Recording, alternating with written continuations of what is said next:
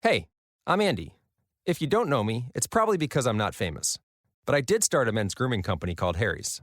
The idea for Harry's came out of a frustrating experience I had buying razor blades.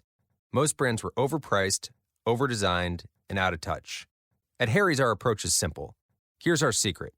We make sharp, durable blades and sell them at honest prices for as low as $2 each. We care about quality so much that we do some crazy things, like buy a world-class German blade factory. Obsessing over every detail means we're confident in offering a 100% quality guarantee. Millions of guys have already made the switch to Harry's, so thank you if you're one of them. And if you're not, we hope you give us a try with this special offer. Get a Harry starter set with a 5-blade razor, weighted handle, shave gel, and a travel cover, all for just $3 plus free shipping. Just go to harrys.com and enter code FACE at checkout. That's harrys.com, code FACE. Enjoy!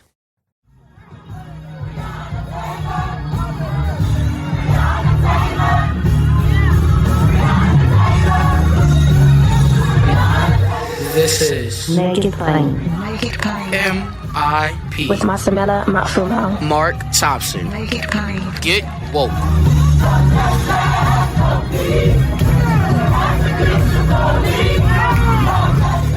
Ladies and gentlemen, it's that time of year again, and for several years now, I have to ask Alison how many times we've done this. But do you know Alison off the top of your head? This is number 5. It's been 5 years. Wow, time flies. 5 years, folks. The Make It Plain has been working with WhyHunger and featuring Hungerthon annually at least. And I always say to Alison, we got to do more. Not just this time of year, but she's pledged to me the first year she's going to hit me up, and I'll be doing a lot more, hopefully. Alison Cohen is back with us here on Make It Plain, the Senior Director of Programs at WhyHunger. And also with us, again, we've spoken to the organization before, but I think the first time we've spoken with Rob, he's the co-founder and member of the leadership committee of the Take Back the Land movement. He's also with Partners for Dignity and Rights. Happy to have Rob Robinson here as well. My brother, how are you? Welcome to Make It Plain. I'm doing well. Thanks for having me. Well, happy holidays to both of you. Alison, it's been 5 years, but I guess let's start here, Alison. I guess it's different this year in COVID. What impact is COVID having on hunger? Yeah, so it's really having very debilitating and disastrous impacts. I always, though, want to point out that prior to March, prior to when this pandemic struck, there were 37 million Americans hungry. According to the census, according to the USDA census, 37 million people not able to get enough food to eat. We are now rapidly approaching 54 million. That's about 16% of our population. And the thing that I believe is that we need to pay attention to is that, and I think the opportunity in this, I can't say that it's a pleasant opportunity, but the opportunity in all of this is that we are able, many people who have never really experienced this before are able to bear witness to the deep fault lines that are that make up our society, the deep fault lines in our food system and our social sector, and also in our lack of basic human rights. So I think there's an opportunity here to, as we talk about how incredibly difficult it is for so many people. So many people are standing in food bank lines for the very first times in their lives, and many other people are witnessing those long lines because there's, like here at in Brooklyn, the Barclays Center, some days it wraps twice around, and there's just not enough food. They run out. They have to say, "We're done. Not enough food." And then you've got the North Texas food bank that the day before Thanksgiving had 6-mile long line of cars waiting to access food the day before Thanksgiving. So it's dire. It's dire. And I'm sure Rob can say the same thing about the sector that he's most passionate about, which is housing and homelessness. Talk to us about that, if you would, Rob, about the impact COVID is having on homelessness and housing. So for me, and thank you, Allison, and thank you, Mark. And I just a quick comment on Allison's review of the Barclays Center. For me, I was there one day last week, and it was a stark reminder of just what Allison said. So I saw the line wrapped around, and then I look across the street at the Stop and Shop supermarket that is basically empty because people don't have the resources to go in there and purchase anything, right? So, it really, it can really paint a picture for you, a stark picture of reality of what's going on in our community now. But I think for me, Mark, there was a message from our government, and it came from the Center for Disease Control in March, which was basically shelter in place. And I work in the financial district. I'm formerly homeless, so it's an issue that I care about. And as I come to work every day through the Fulton Street train station, I see people that sleep in that train station on a regular basis. Mm-hmm. And it just, as I heard one day, I have the earphones in, I'm hearing that message being repeated over the radio, shelter in place. And I sort of gasped for air, like, what do these folks do if they're telling you to stay inside? So it was a call to action for me personally. I'm using my thoughts and the people that I'm connected to sort of push agencies in a certain direction. So I reached out to organizers across the country and said, we need to make an organized effort to push the federal government to put street homeless people into vacant hotels. And we ramped up those efforts early in March, and we're pretty much successful, as successful as we could be with the money that was available.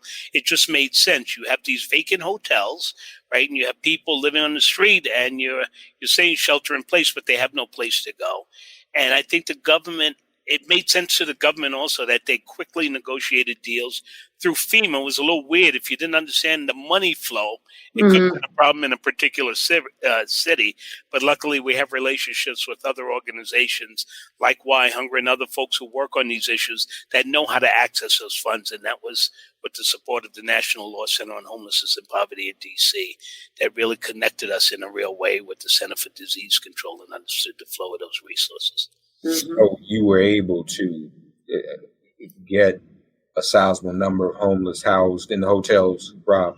Yeah, in New York City, there are about 15,000 people that either came out of congregate shelters, by that I mean living in closed spaces, or street homeless that were moved into single-room hotels. They have their own room in a hotel right now, and it still exists. And as far as I know, those funds won't run out until February, but that is the question. What happens after February? You know, you hear a lot of back and forth with the government now about a new stimulus package. Some say yes, some say no, and our government's not reacting. But this problem could flare up again, right? The food issue, housing issues, because people lost work, Mark, and folks are still, they're hanging by a thread, and people are in survival mode right now. Yeah. So, I mean, that's a double-edged sword, Allison. It comes to hunger and it comes to homelessness. But what we also want to do, as those of you are listening to this show, we want to encourage you, because you can do two things at once, especially if you're on your phone. You can listen to this and then at the same time make a donation to Hungerthon, because this is the time to do just that, to make a donation to help with those who are hungry, who are dealing with these things. We invite you to go to hungerthon.org while you're listening to us. Allison, why don't we talk a little bit about how long Hungerthon has been in existence, what some of its successes have been, and why each year it continues to grow, and why it's so urgent this year in 2020. Sure. So thank you. Thank you so much for this opportunity. The first Hungerthon campaign was in 1975, launched by WhyHunger. And since then, it's become an annual Thanksgiving tradition predominantly on the radio. It's branching out a little bit on podcasts and to other venues as well, which is really amazing. And it's been an opportunity for us to really not just raise critical funds to support the people that are on the front lines doing this work, but it's also an opportunity for us to raise awareness, for us to speak truth to power a little bit, for us to put out spin a different narrative, right, than the narrative that charity is what we need to be doing. We all have a moral obligation to be doing. Yes, and charity will not end hunger. And we can end hunger. Hunger is a solvable problem. And I think that's a core message that we want to give to people. And particularly during this time of COVID and what it's wrought, it's really giving us the opportunity to, I think, amplify that message and speak to the urgency of it, because so many people for the first time are seeing it for what it is and feel outraged by it. And in some ways, what we're seeing is that there is definitely an increase in giving directly to food banks, which is really important now. Don't get me wrong. People that are in need now need services. And I think it's still good to be outraged by the fact that the U.S. government, which should be obligated to care for the most vulnerable, are not doing that and have not done that in decades. So it's a real both and, issue here, and something that we really hope to get across, and that through this Hungerthon campaign, that we got to do something now at the same time that we're digging down to the roots of this problem. And also understanding that it's not just about food, it's about housing, it's about access to land, it's about water rights. Fundamentally, it's about human rights. I know that's what Rob and I believe, and that's where we've connected over the years, is that this is really a rights-based issue. And the U.S. has never, ever signed on to the Covenant on Economic, Social, and Cultural Rights that we had a hand in developing in 1946, when Eleanor Roosevelt helped to write the UN Declaration on Human Rights. Our government has never, ever embraced that. Yeah. Rob, talk to us about the land issue, if you would, and where this fits into all of this. Yeah, I think, there's a theory that I learned early on, being homeless. When I came out of homelessness and started organizing and working in communities, the message was, we need housing, housing, housing, housing. But it didn't take too long for me to understand you can't control housing unless you control the land underneath it, right? Your life will always be at bay if you don't have access to land. And through Alison's organization, WhyHunger, I was fortunate enough to travel to Brazil and meet the landless workers movement down there. And that's where I got a fundamental understanding of what land means to us in our lives. So if you had access to land, you could grow food. If you had access to land, you could build an abode to keep you away from the elements. If you had access to land, when there are sick people within your group, you could take the things that you grew in the earth and heal the sick, right? Mm-hmm. So it seems to be an entryway to life, a pathway to life. So access to land. So I think it's critical. And, the Brazilian Constitution says land has to serve a social function, right? It has to be growing food, housing people. But we have a fundamental different understanding here. It's a commodity, right? And if you can't pay, you can't have it. And that to me is problematic. So my organizing has always been around access to land and meeting people's basic needs. Food is one of those needs. Water is one of those needs. We have people living in this country without access to water, right? So it all comes down to human rights, as Alison said, when you think about it.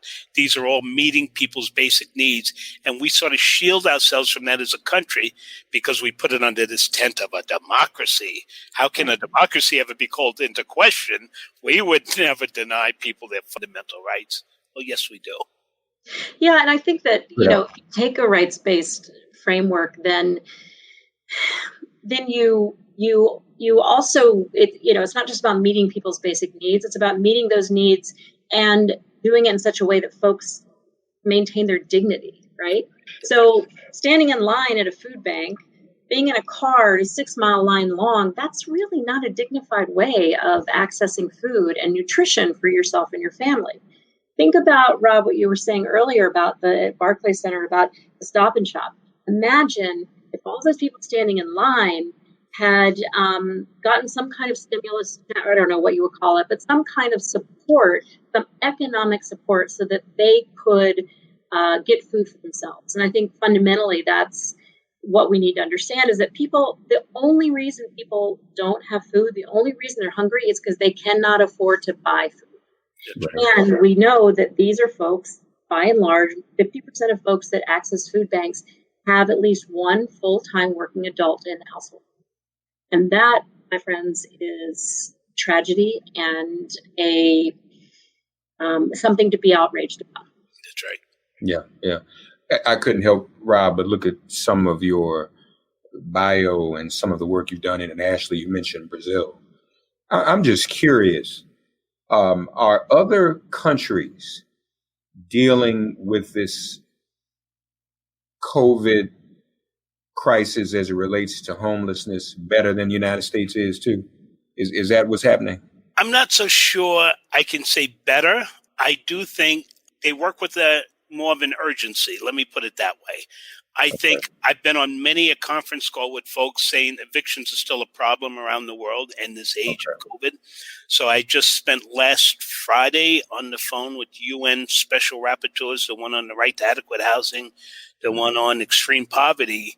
And the issue was to put together a joint statement to saying how outraged they are that people are being evicted at this time. So I think it's problematic, but I think what people around the world are realizing is we need to come together around this issue and have a singular message that can probably light a fire, so to speak, under the governments. And I think organizers are really doing a good job of that. I'll be again on an international call on Friday for 3 hours around that same issue, and we will be joined by the new special rapporteur on the right to adequate housing, Balakrishnan Rajagopal, who he put out a statement in August saying he's upset by the number of people facing evictions now, and now they're going to make some demands that evictions must stop during COVID.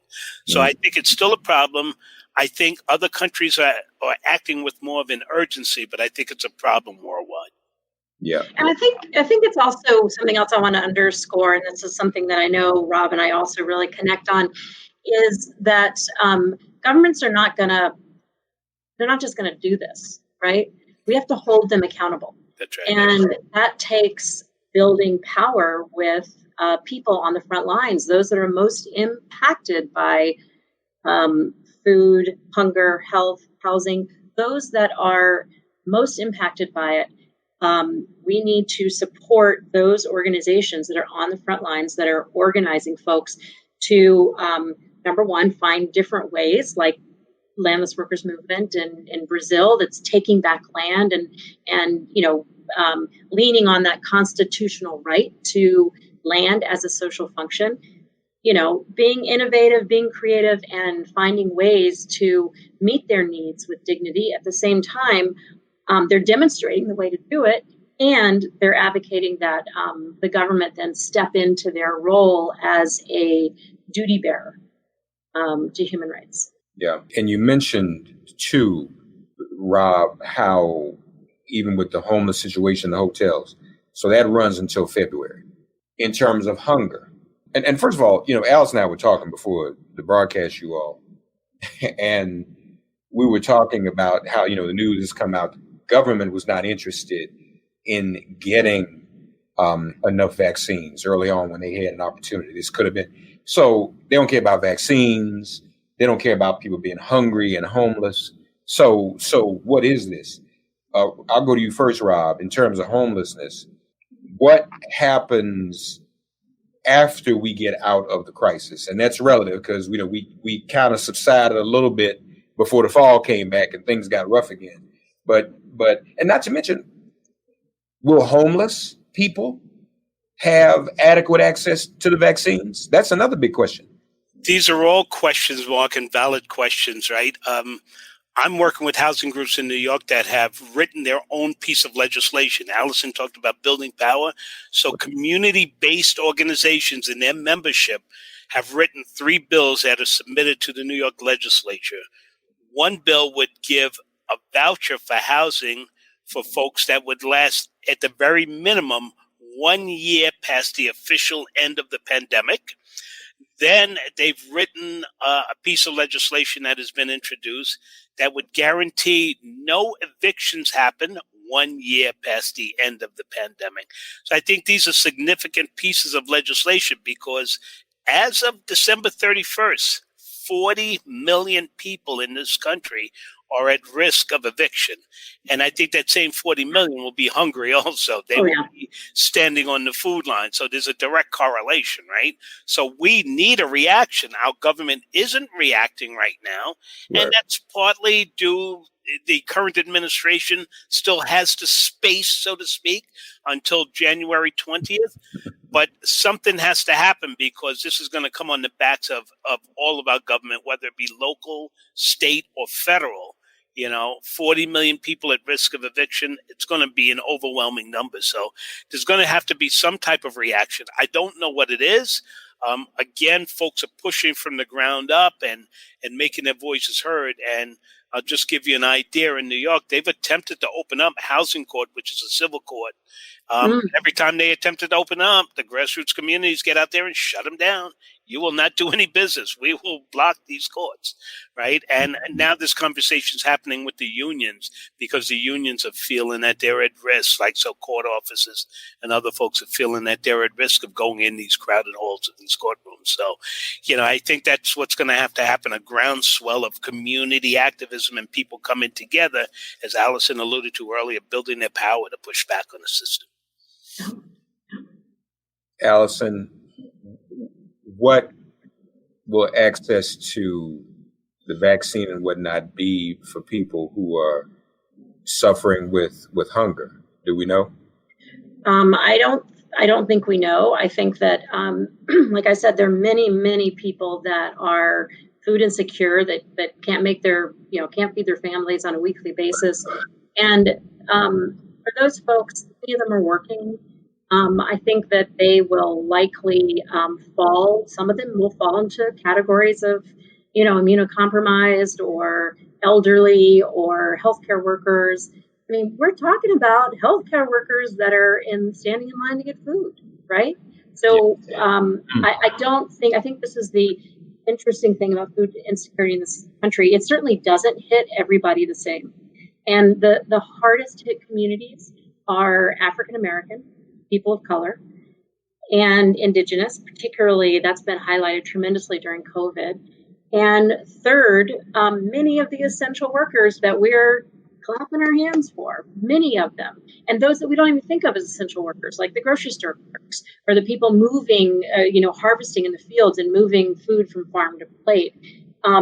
Those folks are not making living wages. And that's one thing that WhyHunger is getting engaged with on a national scale starting in January, is to really advocate for living wages. And we'd like to say thriving wages. So we think that's a little bit, I'm not sure that'll pick up, but where you've got minimum wage, let's not just raise the minimum wage. Let's make it a wage that allows people to thrive in this society. And so, I think that's, I don't think we know yet. I think I don't know what the vaccine rollout is going to be, but I can imagine that it will probably be a lot of healthcare workers first, elderly, immunocompromised, and certainly some of those folks are among those waiting in line for food.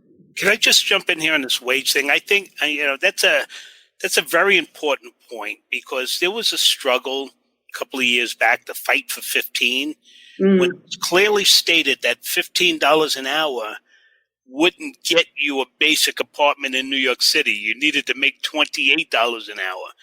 So we find people that are rent burdened and burdened by other issues, other financial issues, that make a decision. Well, do I keep a roof over my head, or do we eat this week? That's that's problematic. I mean, there's something fundamentally wrong with that. Do I pay the rent or do I buy the medicine I need to stay alive? Right. So we have to fight for better wages. And I would just say this without outing the union. I could say there are many city workers. One particular union has reached out to me quite a bit about bringing their members into the conversation around homelessness. There are city workers living in shelters funded by the city. It's head scratching. There are city workers living in shelters. Because they just can't afford to live in the city that they work in, right? And they've become financially insecure, right? They have, rent. They're so rent burdened that they just couldn't afford it. 3 or 4 kids, or either they lost their job because of COVID, right? And can't work, ended up in a shelter. 3 or 4 kids. I have to stay with my kids because they have distant learning, right? Now I'm in a shelter that doesn't have the best Wi-Fi, so distant learning. There are these problems that all feed into this issue just to magnify all these economic, cultural, and social issues that we're going through. And COVID just exacerbated it. And I would be remiss if I said these didn't exist prior to COVID. COVID exacerbated them. Right? Yeah, I think that's a core message. It's a core message that we want people to hear is that, yes, it's being amplified, it's being aggrandized, we're seeing it. And some people are seeing it for the first time, but it has been there. It has been there for decades. I mean, we were at 10% of hovering between 10 and 11% of our population food insecure for the last 4 decades, right? So that's not acceptable in my book. Alison, I don't want to just gloss over this point. I think I heard you say that there are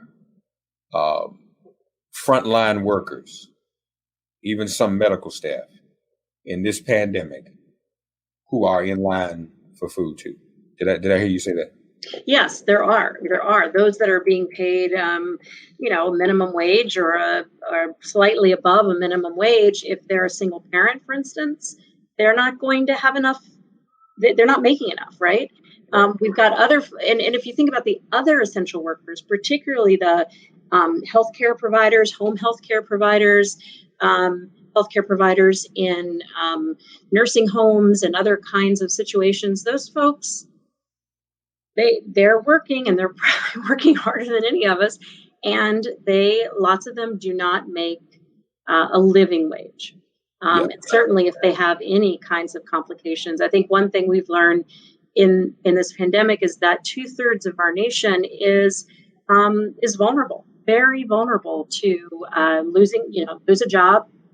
You're in the food line. Have an unexpected health crisis, you're in the food line. I mean, that's the real sort of tragedy, I think, is that we've followed a path that has really deepened the wealth inequity, right? The divides in this country over the last 50 years. It's just the gap has grown, the chasm has grown, and it's time for us to put an end to that.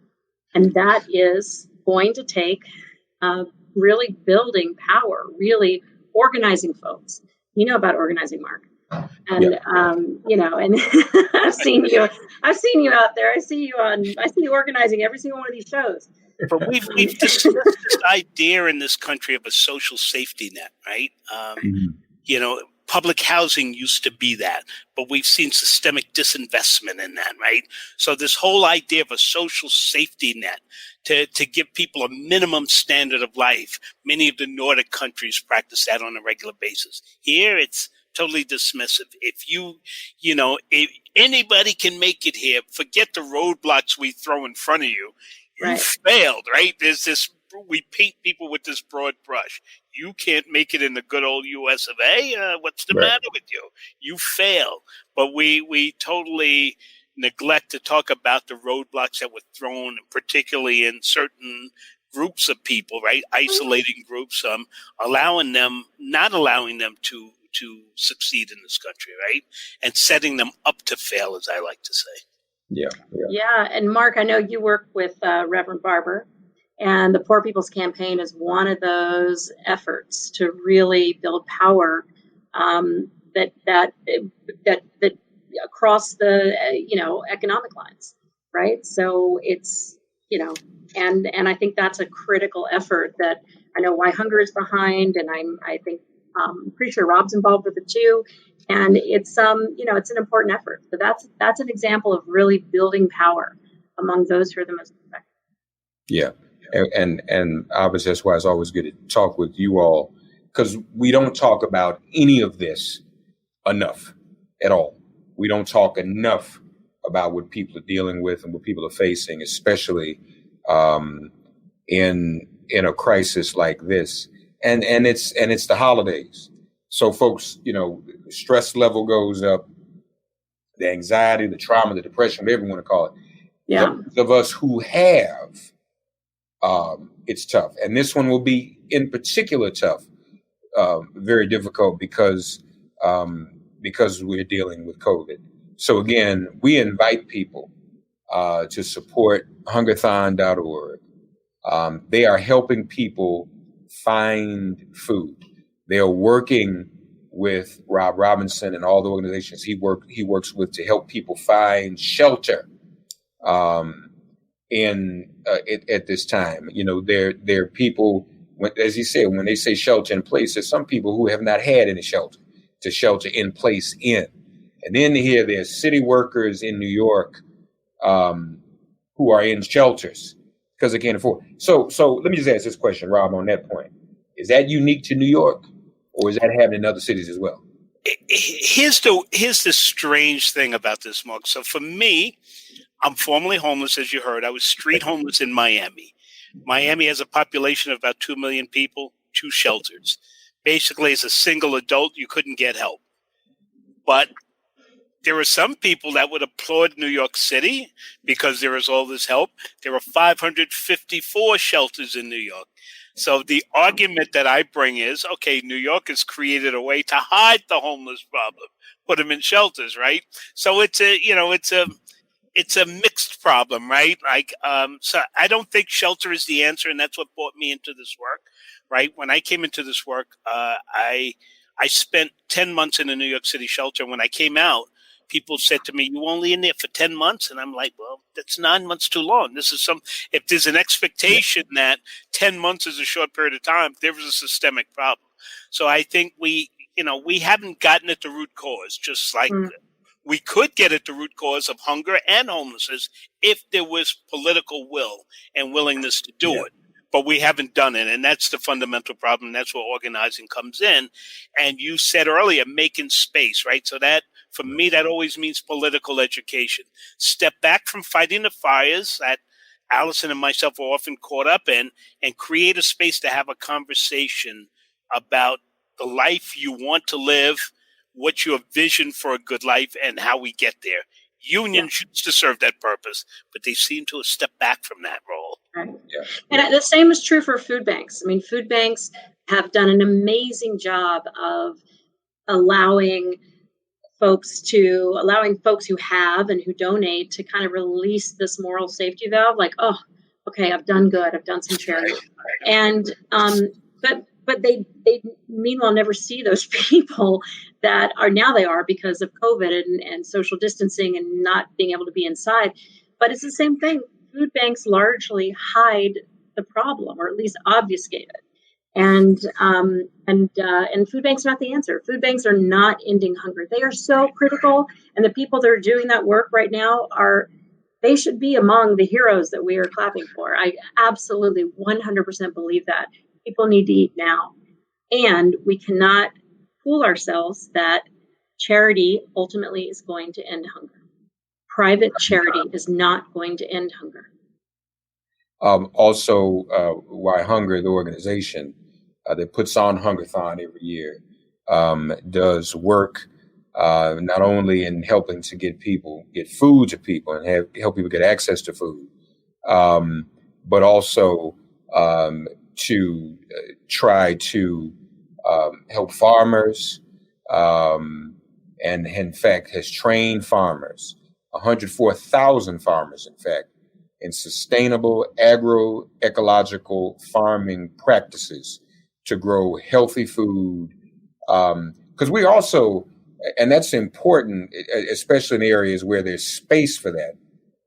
But, there are urban areas right here in this city that are food deserts. And I guess too, Rob, the food deserts are expanding depending upon how many of these businesses have, stores and whatever have gone out of business as a result of COVID. That has, made the access to food in some neighborhoods even more scarce, hasn't it? It has. It's made it a challenge, but I want to step back because I do think Why Hunger, and I love to share. I'm going to share a little bit of a story about my connection with Why Hunger. And Bill Ayers, as we know, is the founder of Why Hunger, along with Harry Chapin. And Bill had long done a community-based radio program in New York. And as a member of Picture the Homeless, I was invited on Bill's show one night.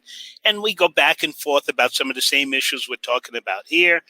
And Bill mentioned that urban farming, and I kind of snickered at the idea of growing food in urban areas. And Bill says, "Hey, Mr. Yankee fan, if I send you to an urban farm right near Yankee Stadium, let's make a deal. We'll make a handshake deal right here. You come back on the show and tell them about all the wonderful things you witnessed and the great food you ate at that urban farm that I sent you to."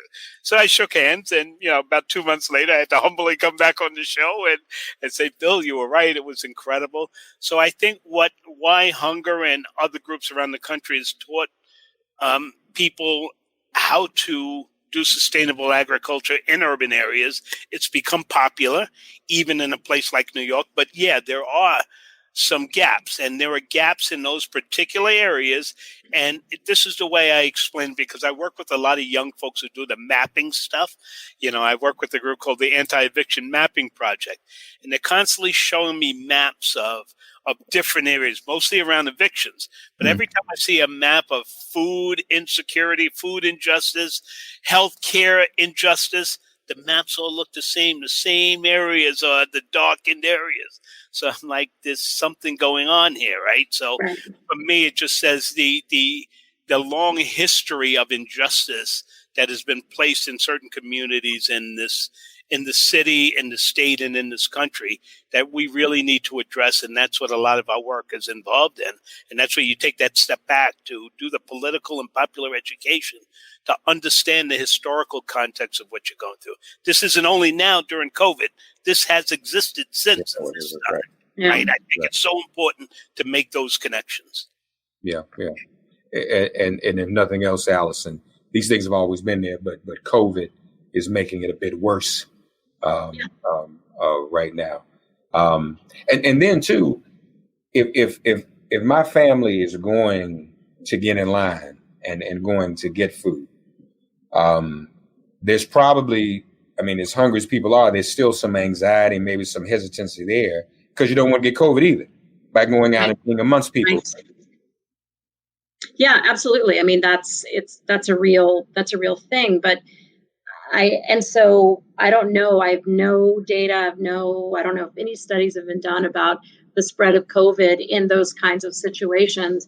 I know that majority of the food banks and food pantries and soup kitchens that we work with closely, that they have put in place really strong measures to ensure that they are not spreading COVID. So I'm thinking about Bed-Stuy Campaign Against Hunger, which is now just called the Campaign Against Hunger, that you visited with me, Mark, all those years ago. And they are exemplary of this. They're just doing an amazing job of protecting their staff, their volunteers, and protecting the folks. They've switched their models. The West Side Campaign Against Hunger has done the same thing. They're doing more bringing the food to folks and to certain places as opposed to having folks come to them. And I'll tell you, these kinds of things, it costs money. We got to support these organizations to do that really critical work at this time as well. And we need to also continue to support their efforts in working at the root causes, like the Campaign Against Hunger in Bed-Stuy as a farm. They have a youth program. They're training folks in agroecology. This is a food bank, and this is the work that they're doing. That's the kind of shift that WhyHunger is really attempting to promote and to make happen. It's an angle I don't think people often think about, though. Shame involved. Yeah. We have gone a long way to shame somebody who's standing in that line, right? There's been a lot of that. I can't say, I haven't been able to talk to people like I have around homeless issues, but that was people would hold inside. I'm facing eviction. I'm hungry, right? They would hold it inside. So I don't know what effect that has at this time, whether people have shed that or not, but I would think it still comes into play with some folks, right? I don't want to be seen standing in that line. My family's hungry, but I don't want to be seen because then I'll be marked as a failure. So I think it's also great to know that places like WhyHunger, right, is thinking about, mutual aid, I think is the term we use, right? Mm-hmm. How can we deliver to you? Here's a way around that. But I would encourage people to share their stories because that's how you support the issues that WhyHunger is working on. If we hear from 1,000 people in a particular neighborhood, there's something going on in that neighborhood with respect to a lack of food, right? And you hone in on that problem and try to work directly on that problem. So I think that's a big part of this issue also, where people are shamed, right? We've gone a long way to shame people in this country because they can't pay for food, even during a time. Again, I haven't been able to talk to people, as is my custom at this time. You go out and you talk to people in the street. But, prior to COVID, those stories existed. And it's organizing work to get those stories out of people. Yeah. Something is wrong when the shame is only in that one direction. And there's no shame. You said it. for people who could do something. So, for example, Alison, I'm trying to remember the numbers. From 34 million to 57 million during COVID? From 37 to 54. 37 to 54. I was close. Right. So, wait a minute. We know that some of that, if not much of it, comes from the lack of support that this government has given people. And December 26th, the day after Christmas, if they don't pass some legislation, it's gone. It doesn't look like the unemployment's gone. There's all the stimulus is already gone. That's right. Eviction moratoriums in, Robert. So you're gonna have to work Christmas weekend, my brother. Okay. I mean, you're not gonna be able to sit. Just the work you do, you're not gonna be afforded the opportunity to sit home and chill Christmas because you got to wake up the morning after Christmas and deal with people who are probably going to be evicted. So that 54 million is going to go up some more. Where's the shame for the fools who won't do anything about that? Where's our collective shame for not helping those at this time of need in this situation, y'all? That's why we want you to go to hungerthon.org. You can do something. You can help somehow with people. And again, the face of homelessness and hunger is looking more like the person next to you and me. Might be one of us. Right. We have a certain vision of that, and we do a lot to shame people ourselves, and we think people look a certain way. But Alison just told us there are people who are working jobs in hospitals on the front line, in service jobs. That's why, this makes the point. Why are people who are Black and brown disproportionately affected by COVID? Because they're on the front line doing the jobs for the lower salaries that others are not doing, those essential jobs. Others can afford not to go back to work. We can't. So we take those jobs and then we go in there and then we get sick. So, at some point, we'll get to this. And I mean, it's not happy work, but just a study. Somebody, Alison, needs to do a Venn diagram on something on hunger, homelessness, essential workers, COVID. How many are either hungry or homeless or get infected just because they're in the financial situation they're in and they work in some of these jobs. So and the color of their skin, Mark. I'm sorry, but racism is an enormous. I mean, our systems, our institutions, perpetuating racism, and that is, that's the legacy of this country, and that too, we should be carrying a lot of shame about that, and working to end it. So I think I don't think it's any accident that that there's a disproportionate number of Black people with COVID-19 infected with COVID-19, disproportionate number of Black people that are hungry, disproportionate number of Black people that are homeless. This is a fault of the system. It's a failure of the system, of the institutions. Yeah. You're right. You're absolutely right. I want to thank you both, Rob Robinson, Alison Cohen. Folks, please go to hungerthon.org, be supportive. They have some merch there you can get too. All of that supports.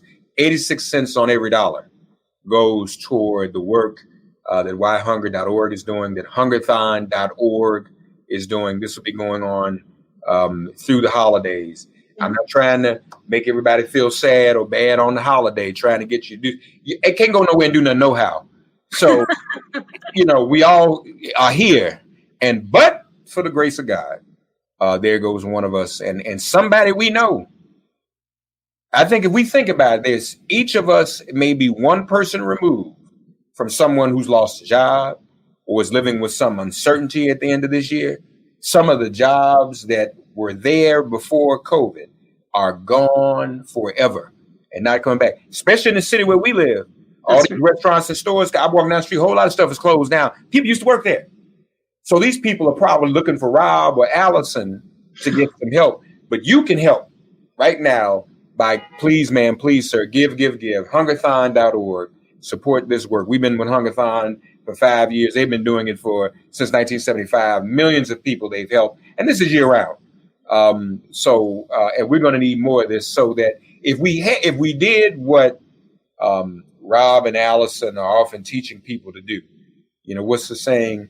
You give a man a fish, he eats for a day. You teach a man or woman how to fish, they are fed for a lifetime. If we thought that way, wouldn't no pandemic get us down?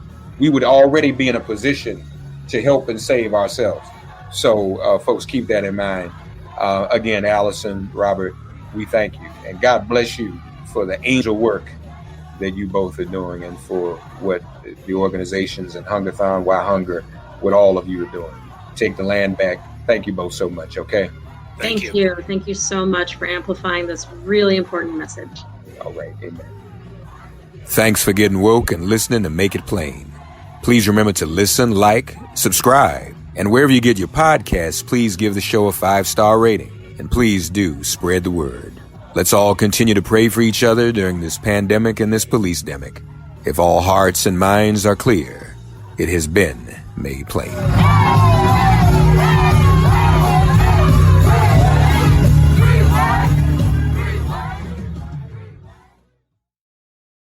Hey, I'm Andy. If you don't know me, it's probably because I'm not famous. But I did start a men's grooming company called Harry's. The idea for Harry's came out of a frustrating experience I had buying razor blades. Most brands were overpriced, overdesigned, and out of touch. At Harry's, our approach is simple. Here's our secret. We make sharp, durable blades and sell them at honest prices for as low as $2 each. We care about quality so much that we do some crazy things, like buy a world-class German blade factory. Obsessing over every detail means we're confident in offering a 100% quality guarantee. Millions of guys have already made the switch to Harry's, so thank you if you're one of them. And if you're not, we hope you give us a try with this special offer. Get a Harry's starter set with a 5-blade razor, weighted handle, shave gel, and a travel cover, all for just $3 plus free shipping. Just go to harrys.com and enter code FACE at checkout. That's harrys.com, code FACE. Enjoy!